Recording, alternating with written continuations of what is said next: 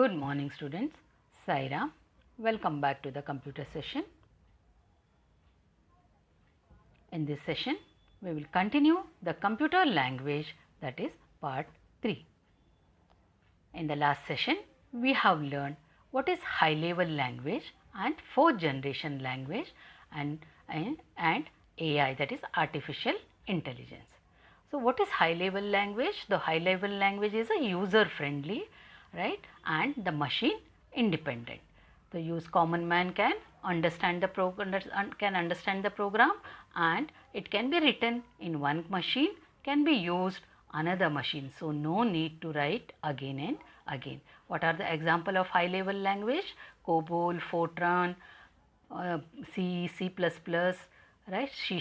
These are all example of high level language. And we have learned the fourth generation language. The fourth generation language are closer to human language. So, these are the languages that consist of statements that are similar to statements in the human language. So, Ruby, SQL is the example of fourth generation language.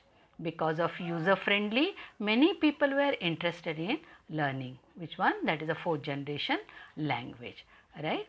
So, and we have learned, so what is AI, artificial intelligence, and we have learned some example of artificial intelligence. In this session, we will learn a types of computer. Computers are classified on different parameters such as storage, capacity, processing speed, components, that is CPU used in a computers. Depending upon the components used and features of different computers, they are classified into 4 groups: microcomputers, mini computers, mainframe computers and supercomputers. Okay, the computer system can be classified in the following basis. So, the first of all, you can see on the basis of size, on the basis of functionality, on the basis of data handling. Okay, now we will learn one by one. So, types of computer, in that the first one is a microcomputer. The microcomputers are small in size and costless. The computer with a microprocessor as its CPU. It's inside the CPU, the microprocessor is there, right, in microcomputer. It includes a microprocessor, memory and input output circuit mounted on a single printed circuit board, right. So, you can see here they are usually designed for personal use. Microcomputers are used for personal use, therefore, they are also called personal computers. So, microcomputers is known as personal computer. They are mainly used in home, school, offices and banks. Okay.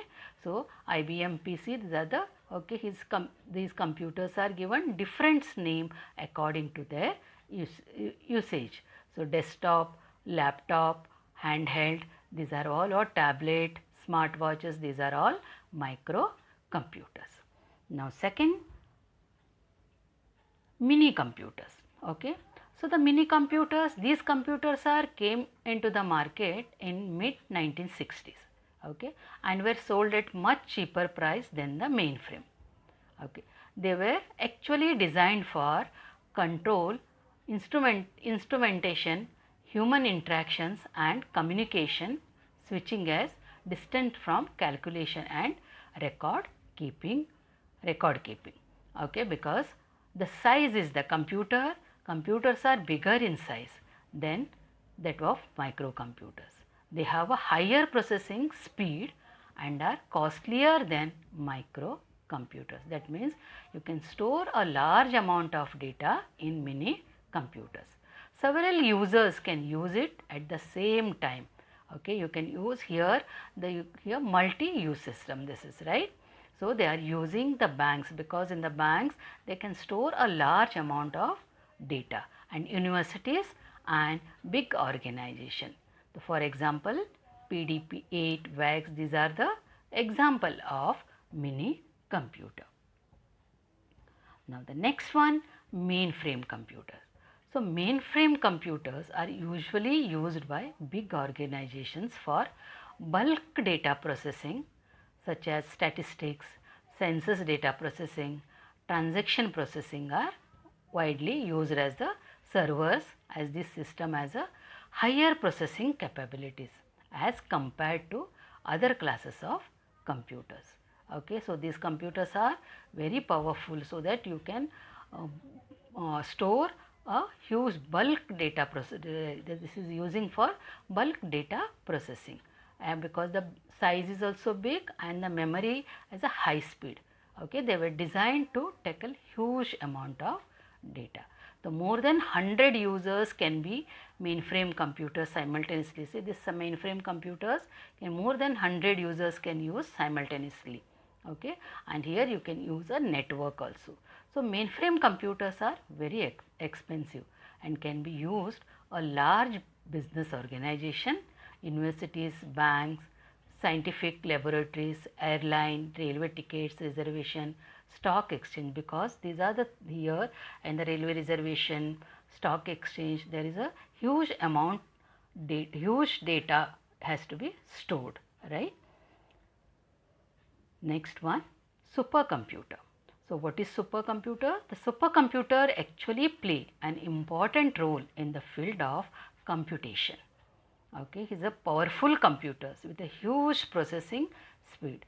It is used in weather forecasting, climate research, oil and gas exploration, molecular modeling and physical simulations.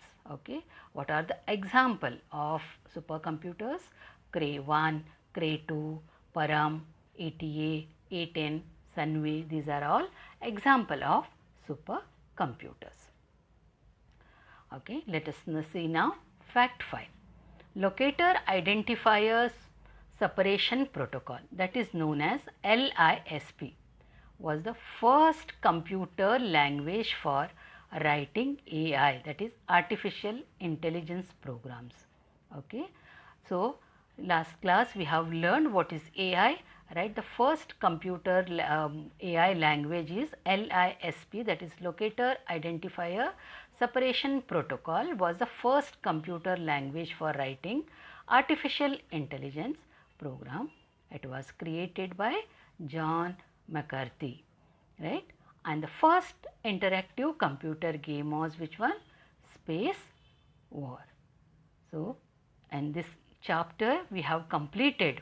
The first of all we have learned what is language. The language is the main medium of communication between the computer system and the most common are the programming language. So, as we know, the computer understands only binary language, that is a number is consist of binary, or you can say machine language, it is consist of zeros and 1, right. And we have learned what is program, programmer and programming. So, Ada Lovelace is regarded as the first computer programmer.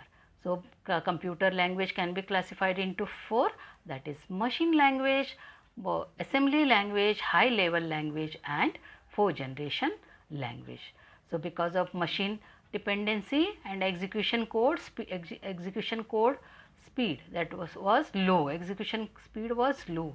So, machine language and assembly language are known as LLL, that is low level language, and HLLL stands for higher level language. So, low level language means what? Which machine can understand, okay, we cannot understand. High level language means which we can understand, the machine cannot understand. For that we need a translator, right, for assembly language. So, assembler as a translator, and the higher level language, the translators are compiler and interpreter, right. And we have learned what is the difference between compiler and interpreter. Is it, children? Yes, and we have learned the fourth level language also, 4th generation language, right. Now here, and we have learned what are the types of computer. So, mini computer are where they are using mini computer, and microcomputer, supercomputers, right. Supercomputer are used for weather forecasting, right.